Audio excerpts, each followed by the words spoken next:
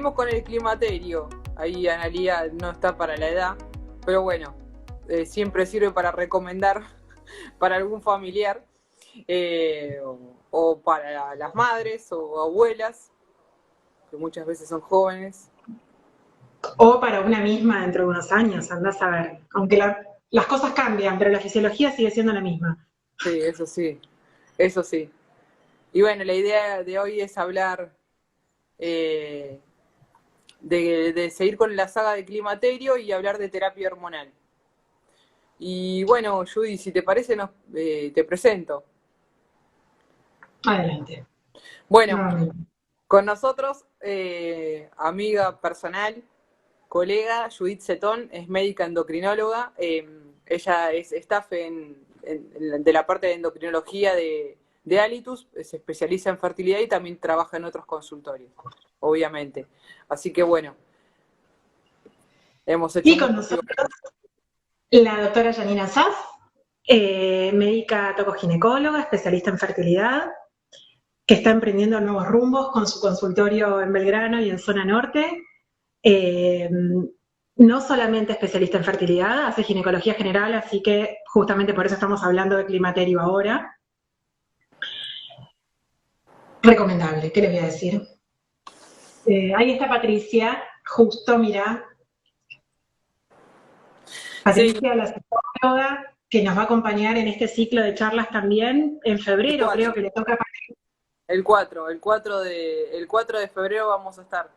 Porque bueno, esta vez quisimos hacer algo también bastante más integral, entonces fuimos contactando con distintos profesionales que sabemos que son excelentes, y de hecho la semana que viene vamos a estar con la doctora Amelia, que vas a estar vos, Judith, hablando de riesgo metabólico, nutrición, Y alimentación, sí, exactamente.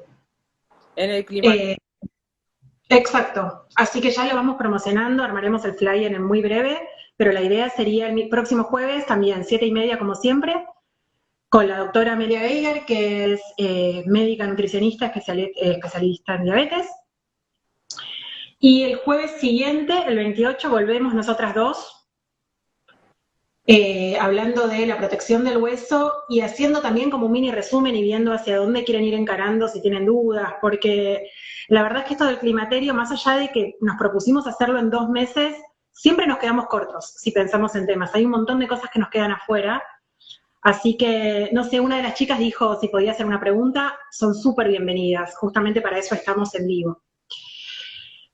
Y después ya arrancamos en febrero con los aspectos psicológicos, con la licenciada Patricia Martínez, que va a estar Janina.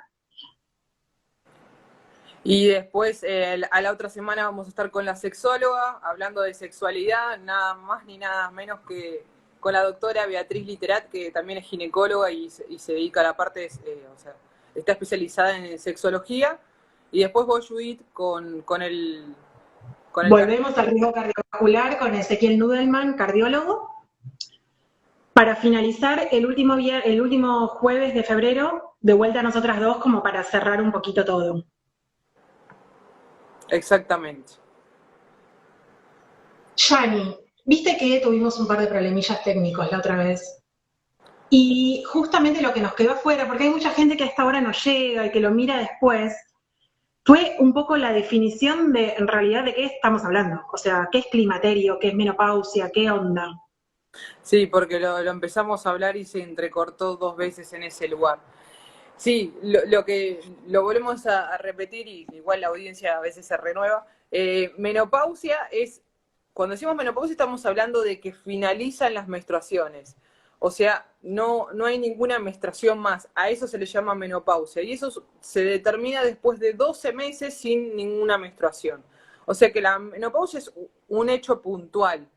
No se refiere a una etapa. Cuando hablamos de esta etapa, hablamos del climaterio, donde vamos a encontrar ciclos donde todavía podemos hasta quedarnos embarazadas, o sea que la parte reproductiva sigue, y ciclos donde ya absolutamente no, pero todo eso involucra, o sea, la ausencia, cuando ya después uno no menstrua más, también esa etapa se llama climaterio. y la edad, que también habíamos hablado medio entrecortado, que en general se da entre los 45 y los 55 años. Entre los 40 y los 45 hablamos de algo más temprano, pero que igual está dentro de lo que se puede llegar a esperar luego de los 40. En cambio, cuando sucede antes de los 40, ahí ya hay que ver otras cosas. Perfecto, perfecto. Bueno, y un poco la idea de hoy es hablar de la vedette, que vendría siendo la solución a todos los problemas, que es la terapia hormonal, ¿no?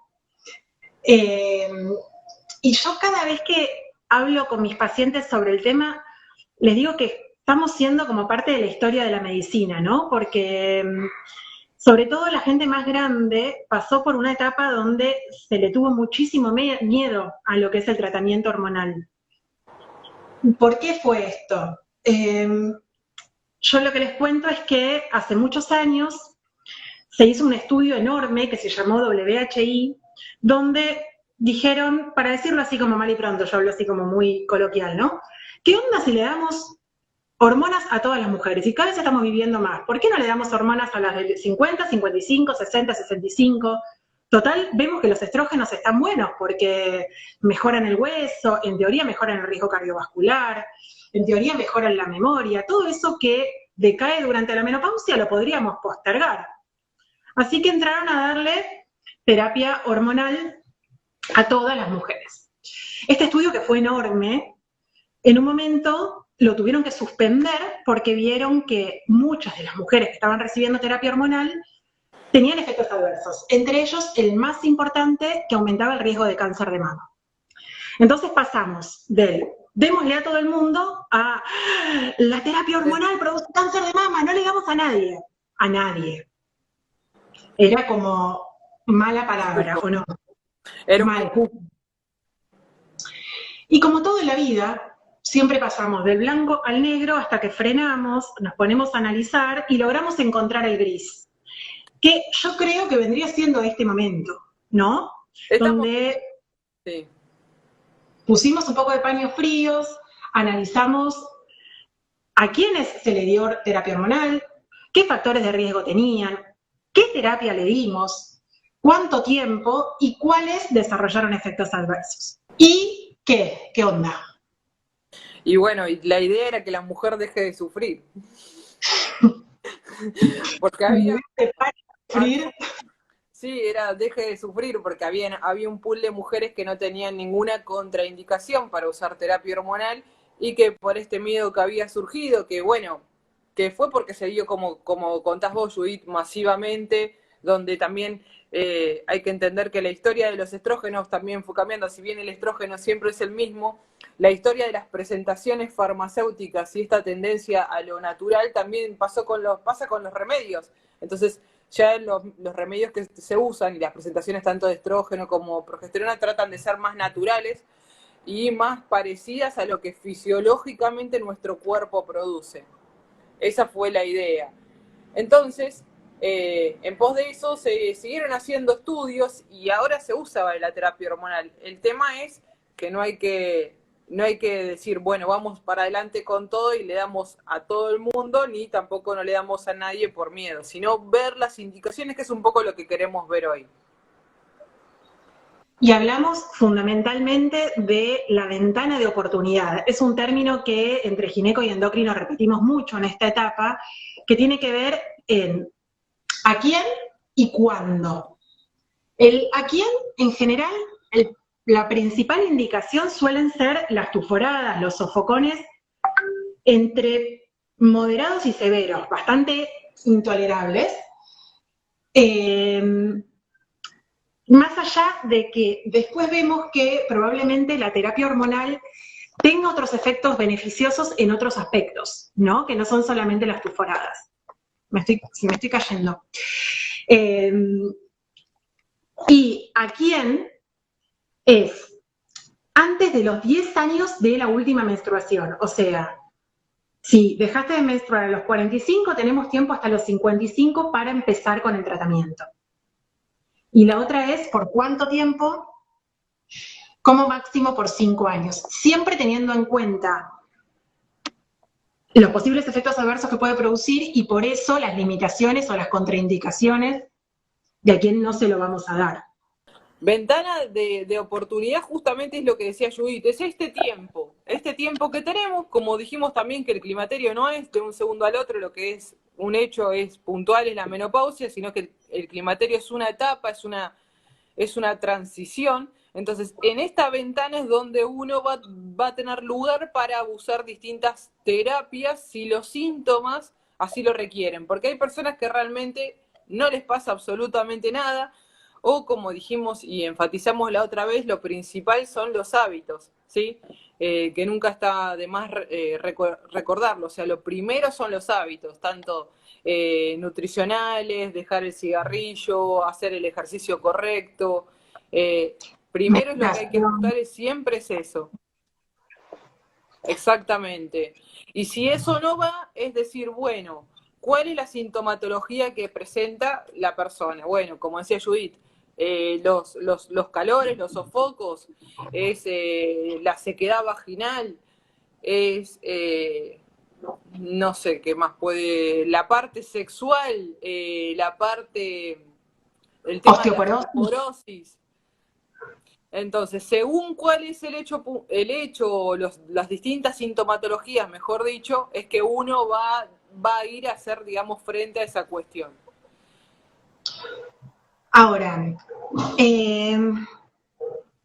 como que hicimos un mini resumen ya al principio, la idea es, ¿por qué le siguen teniendo miedo? Más allá de por no saber en a quién darlo y no, ¿no? ¿Cuáles son los posibles efectos adversos que puede producir esta medicación que me limitarían a mí como para indicárselo a un paciente o para recibirlo como paciente, ¿no?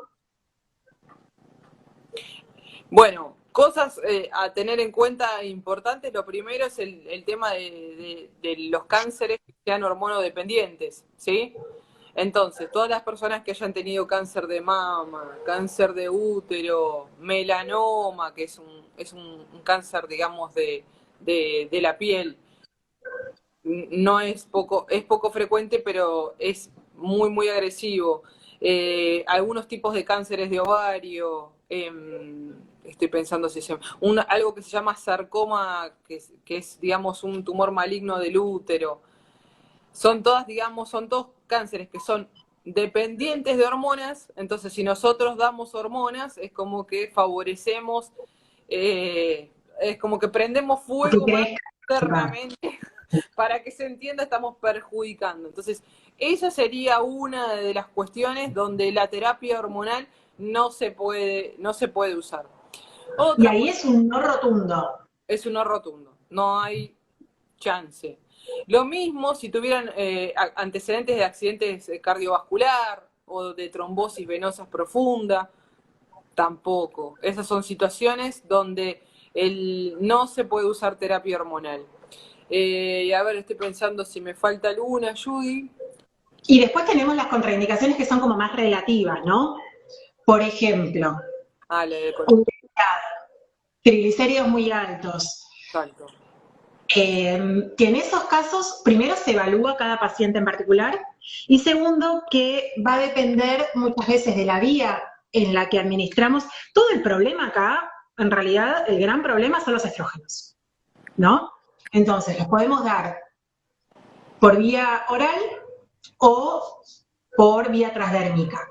Exactamente. Cuando los damos por vía transdérmica, todos estos efectos adversos suelen ser mucho menores. Y las personas, como decía Judith, que pueden tener una contraindicación por el tema de los triglicéridos, del colesterol, con la otra vía, con la transdérmica, pueden llegar a ser utilizados e incluso pueden mejorar eso, el perfil. Entonces, hay cosas que a la vez tienen contraindicación, como dice, para el uso de la vía oral, pero no para la vía transdérmica. Lo mismo que la hipertensión. La hipertensión con la vía transdérmica, una hipertensión que sea, digamos, también controlada, porque hay que ver el tema de los accidentes cerebrovasculares, las trombosis, o sea que la hipertensión hay que mirarla y yo le tengo mi respeto, Judith, a eso, por más que hay cosas que estén escritas, yo tengo mis resguardos y a veces prefiero usar otras cosas. Son situaciones donde hay que ver si se pueden usar o no se pueden usar. Irene pregunta si teniendo problemas cardíacos podríamos utilizar terapia hormonal. El tema es definir qué problema cardíaco, ¿no? Las arritmias, por ejemplo, que son las alteraciones de la frecuencia cardíaca, no tendrían por qué contraindicarlo. Teniendo 3 infartos con stent, probablemente no te indiquemos terapia de reemplazo, ¿no? En el medio hay un montón de grises. La cosa es ver cuál es el problema cardiovascular, todos tus otros aspectos metabólicos, tu edad, si fumás, no fumás, Exacto. antecedentes familiares.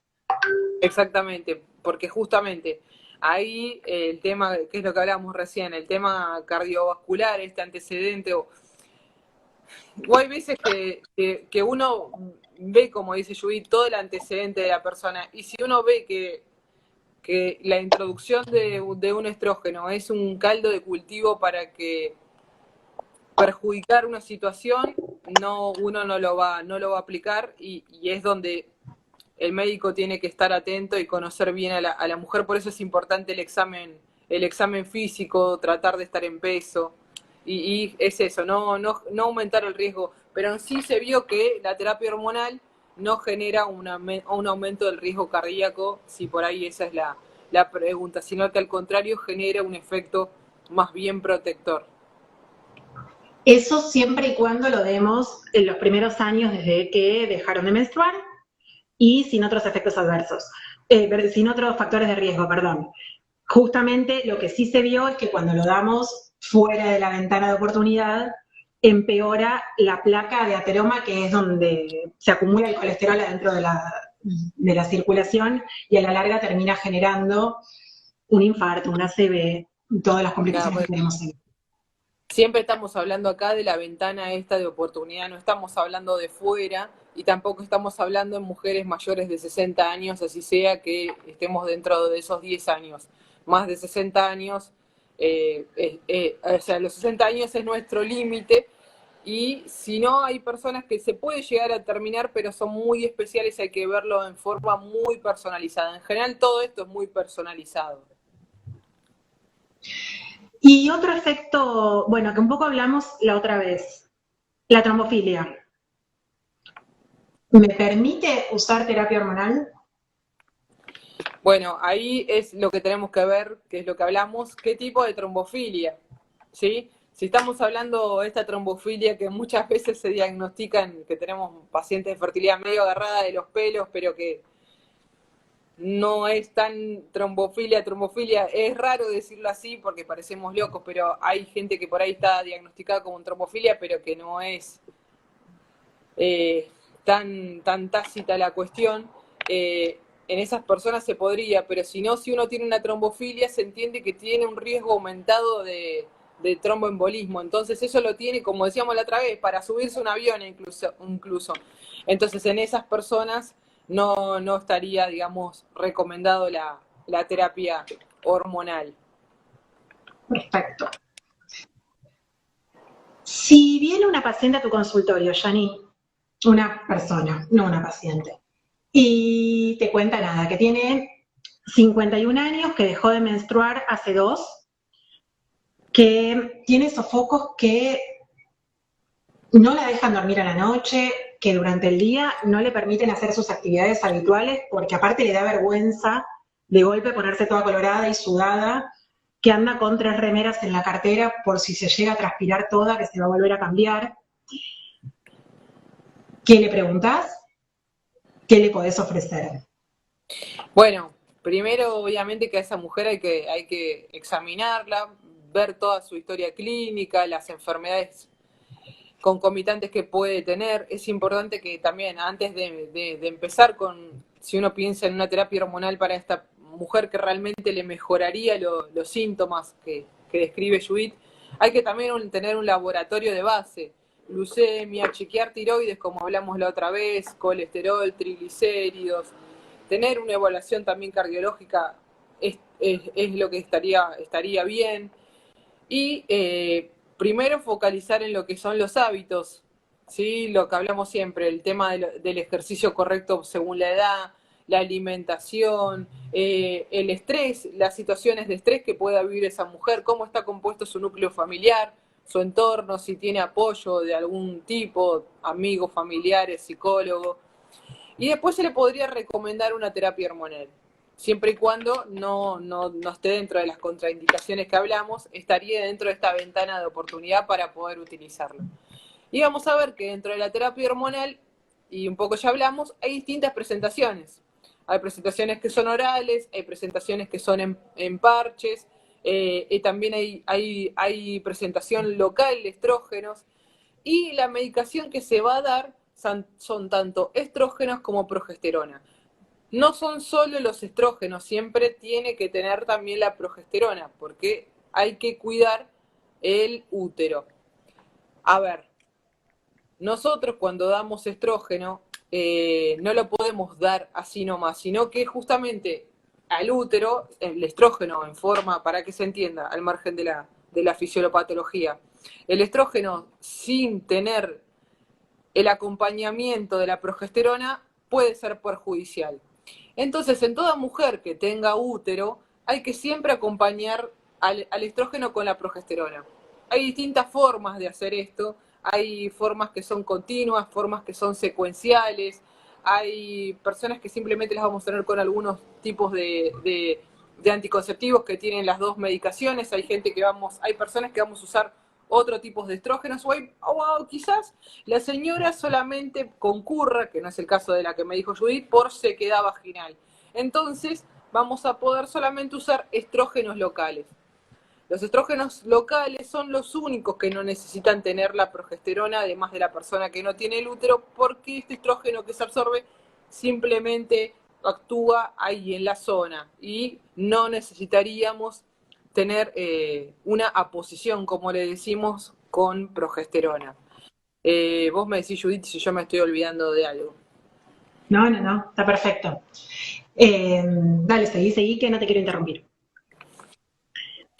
Así que bueno, y dentro de los estrógenos, que dijimos que tienen distintas vías, la progesterona también tiene distintas vías, existe lo que es la progesterona bioral o la que es vaginal, y en general la que se usa oral también se puede usar vaginal, algunos tipos, que lo usamos mucho en fertilidad.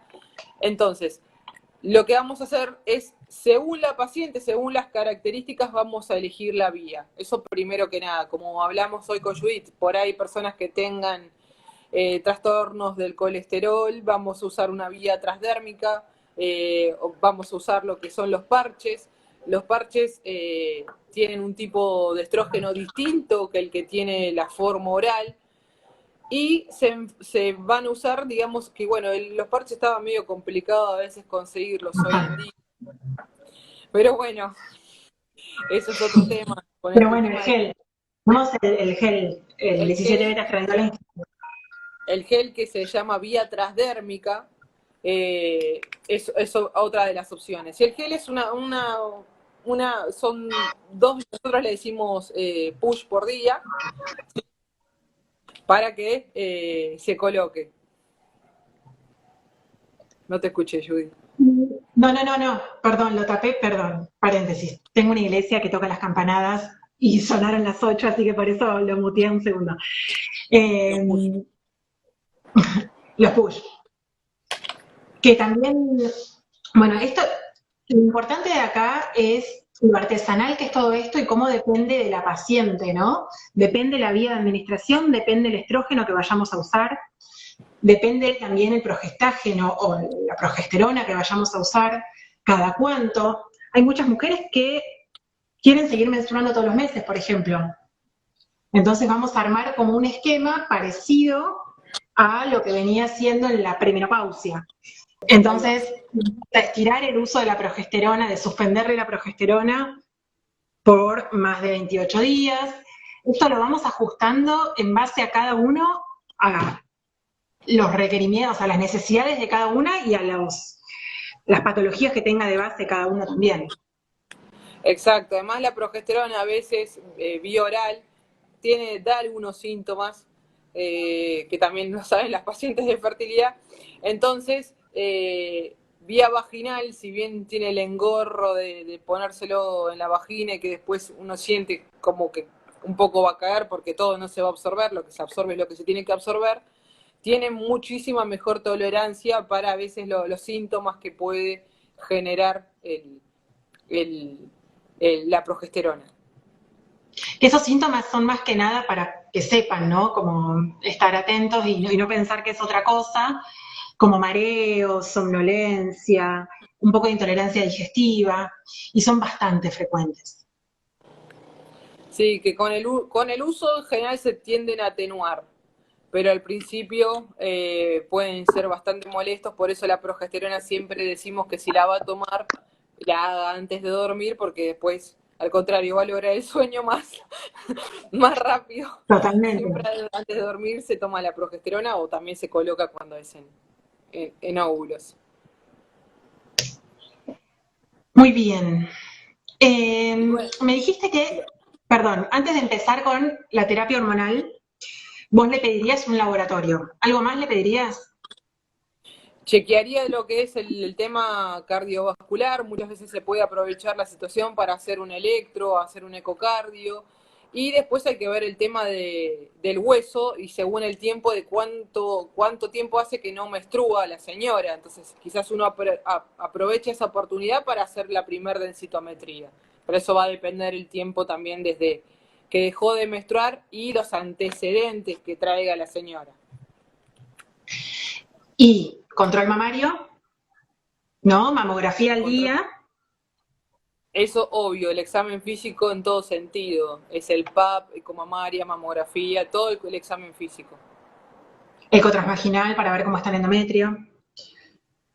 Perfecto. Nos pregunta Estela sobre el DIU con Mirena.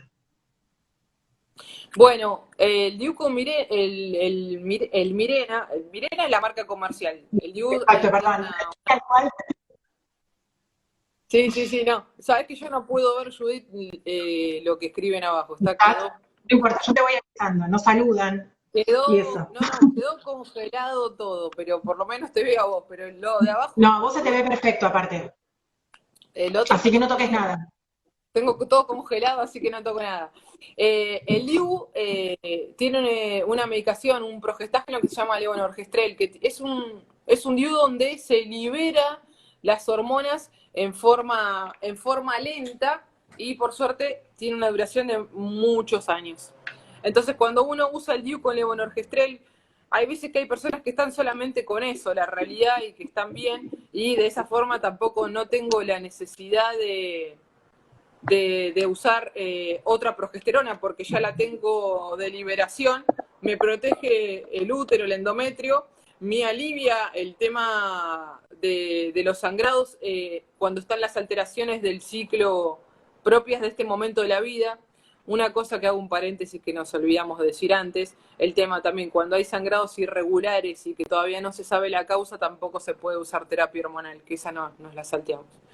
Esas son situaciones donde si hay sangrado irregular y todavía no se sabe por qué es, ahí también hay que esperar para usar la terapia hormonal. Bueno, cerrado este paréntesis, entonces, este DIU, que incluso los últimos trabajos, que el otro día estaba leyendo que salieron nuevos trabajos, lo están recomendando que mejoran bastante incluso lo que es los perfiles de lípidos y de todo, y la idea es que se está apuntando cada vez más, incluso al DIU con hormonas, con liberación de progestágenos. El tema del DIU, ya lo sabemos cuál es todo, es el costo, que sale una fortuna.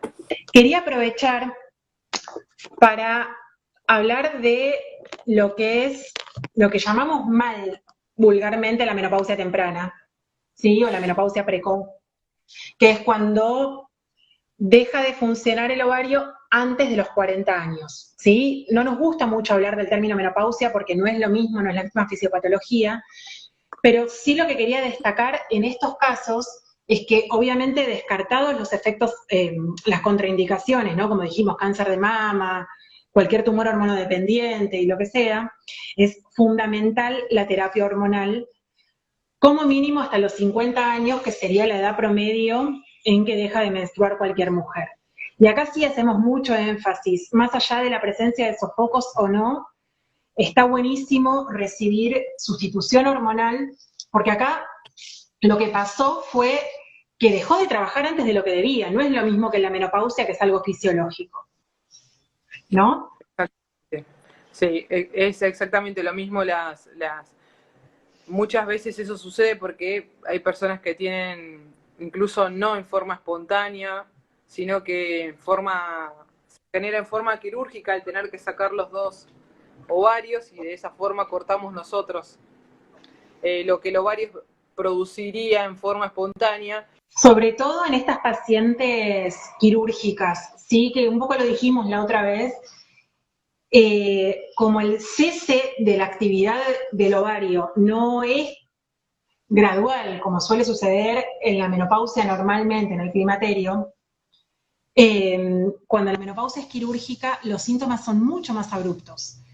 Los sofocos son intensísimos y muchas veces no les dan bolilla, ¿sí? Entonces depende de la causa por cual tuvieron que ser operadas.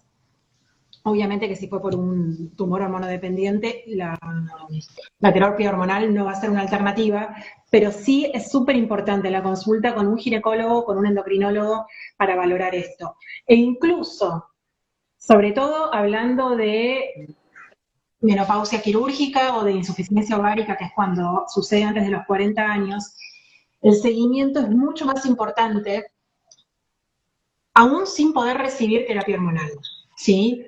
Porque al no poder recibir terapia hormonal tenemos otras alternativas para mejorar los sofocos de golpe, pero todo el riesgo cardiovascular, el riesgo del hueso, el riesgo metabólico persisten. Entonces, está bueno tener un acompañamiento. Y es donde más vamos a tener que cuidar el hueso. Exacto. Exacto. Bueno, se fue.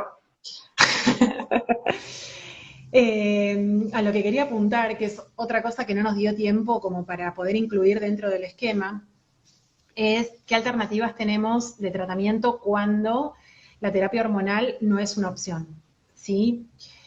Un poco Janine habló del tratamiento local con estrógenos para... ¿Yani? Decía, para cerrar y aprovechando que tenemos un ratito ahora, no, para no te me vayas, que es largo igual. Decía, como para ir nombrando, qué alternativas tenemos de tratamiento cuando la terapia hormonal no es una opción, ¿no? Cuando no la pueden recibir. Primero, lo principal, obviamente, que siempre son los cambios de hábitos. Y después, dentro de terapia hormonal hay unas cuantas. Incluso hay también hormonales que no son los estrógenos y la progesterona, con lo que es una droga que se llama tibolona, que es así, igual también estaría dentro de lo hormonal, pero actúa de otra forma. Y dentro de lo no hormonal hay un montón de cosas, desde cuestiones más naturales, incluso también está lo que hablamos la otra vez en la charla anterior del uso incluso de los antidepresivos, no solamente por una cuestión del ánimo, sino que también se vio que tiene cierta relación con la sintomatología. Y no sé, hay algunos que también que no están disponibles en el país, que son, digamos, que actúan en algunas partes en forma específica. Y no sé, Judith, si nos estamos olvidando, me estoy olvidando alguno, pero bueno, lo de las isoflavonas, todos esos medicamentos. Sí, un poco apuntaba a la tibolona, que igualmente, si tenés contraindicaciones para la terapia hormonal, probablemente no puedas recibir tibolona tampoco. Y se me fue, Yani. Ahí está. Antes de que te vayas, me parece que vamos a ir cerrando, querida. Se fue. ¿Cuáles serían los cambios de hábitos, dieta, ejercicio, etcétera? De eso en particular vamos a estar hablando la semana que viene con la doctora Amelia Geiger, que es médica, nutricionista y especialista en diabetes. Pero cambios de hábitos es alimentación saludable, no es una alimentación en particular, no es hacer la dieta cetogénica, la dieta del ayuno intermitente, ni nada por el estilo, sino comer saludable, y eso se vio que mejora un montón la sintomatología y que mejora el riesgo metabólico a futuro. Perdón, pregunta una Paola, ¿cuáles son los cambios de hábitos, dieta, ejercicio, etcétera? Así que estábamos hablando de la dieta. Funcionan mucho los ejercicios, o sea, yoga, meditación, todo lo que sea como para armonizar un poquito y bajar 50 revoluciones. Y después también es importante en esta etapa hacer ejercicios tanto aeróbicos como para disminuir el riesgo cardiovascular, como anaeróbicos, que son los de fuerza, con poquita fuerza, sin intención de que sea fisicoculturista, pero para ayudar al hueso. ¿Sí? Entonces, un poco también lo hablamos la semana pasada, estos cambios de hábitos, a mí me encantaría que nos machaquen en la cabeza desde los 10 años para que lo hagamos, ¿no? Y que lo podamos incorporar en nuestra rutina y que no sea algo de decir, estoy a dieta, o hago ejercicio porque me lo indicó el médico, ¿no? Como que sea parte de lo que hacemos siempre. De esa manera, si lo hubiéramos hecho desde chiquitos, probablemente no llegaríamos a la menopausia con tanto riesgo cardiovascular, con osteoporosis y demás, o con mucho menos. Así que bueno, ¿tienen alguna otra pregunta?